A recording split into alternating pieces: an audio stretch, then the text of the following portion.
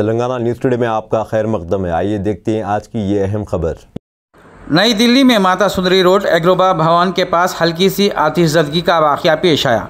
Mata Sundari road gurdwara road पर पेश आए इस वाक़े की इत्तला पर फायर ब्रिगेड के अमले ने फौरी मुकाम पर पहुंचकर आग पर काबू पा लिया। इस आतिशज़दगी के वाक़े में कोई जानी या माली नुकसान नहीं हुआ। जैसे ही मुकामी अवाम ने डिप्टी मेयर इकबाल को इस बात की इत्तला दी, फौरी इन्होंने हरकत में आते हुए फायर ब्रिगेड को मुकाम पर पहुंचने की हिदायत दी, जिसके फौरी बाद कुछ मिनटों में आतिशफ़रो अमला मुकामी वाक़े पर पहुंच गया और आग पर काबू पा लिया। जिस मुकाम पर आतिशज़दगी का ये वाक़या पेश आया, वहां रोज़ाना सैकड़ों की तादाद में बैटरी रिक्शा चार्ज किए जाते हैं। जैसे ही हल्की सी आग लगना शुरू हुई, दुकानदारों ने फुर्ती से वहां से ऑटो रिक्शा हटा लिए।